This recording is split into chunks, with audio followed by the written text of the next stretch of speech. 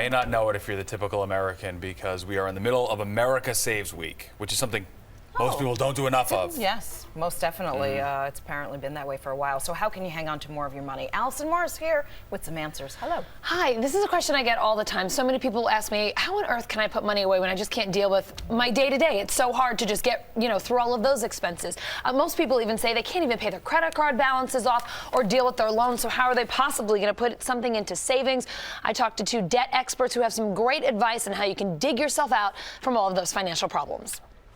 At the end of my law school career, I ended up owing a tremendous amount of money. When I first got out of college, I started getting all of these credit card offers. It started at about 60, but by the time I started repaying it, it was well over $120,000. Before I knew it, I had 7 credit cards, and I ended up maxing out all of them. Leslie Tayne and Beverly Harzog are debt experts with firsthand experience.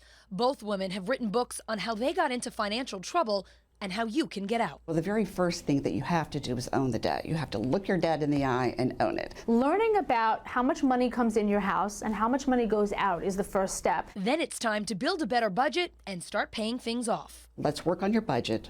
Let's find where we can reduce expenses and boost your income. Shut down those credit cards, stop using them by doubling up the minimum payments and trying not to use those cards.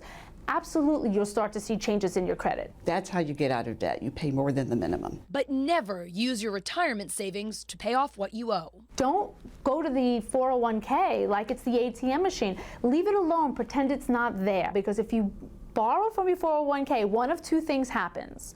You either have to pay the IRS because you've taken the money out early as income, or you're going to have to repay yourself. Give yourself a little motivation. I had poster boards with pictures of a condo I was going to buy when I got out of debt, vacations I could take. If you love your latte, keep your latte, okay? But you've got to find that money somewhere else. And don't be afraid to ask for help. Go seek out some assistance. Most of the time the conversation is free. You can call your local bar association and they can put you in touch with pro bono projects. Local law schools have clinics to help you with debt or other types of bankruptcy.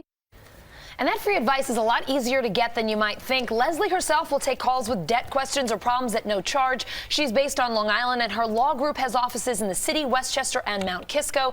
Beverly has her own website, beverlyharzog.com. She has free worksheets there that you can use to map out a debt plan. You can even contact her directly for advice. And I think that's one thing people don't realize. They think to get debt help, you have to pay even more money, but tons of ways to get free advice and just talk to someone, even on the phone for 20 minutes and get a roadmap. Right, and you don't have to give up the latte, which you mentioned, because maybe you get $6 worth of pleasure out of that. Just find it somewhere else, you know? You got to make up for it, but don't cut out all of the things that make your life bearable. The worst thing is to be on a strict budget diet and not even be able to get a cup of coffee. It's going to make you miserable, You'll quit it and then you'll break it another way. It's like a regular you pull diet. out that credit card. Won't last. Thank you. Thank you, Allison.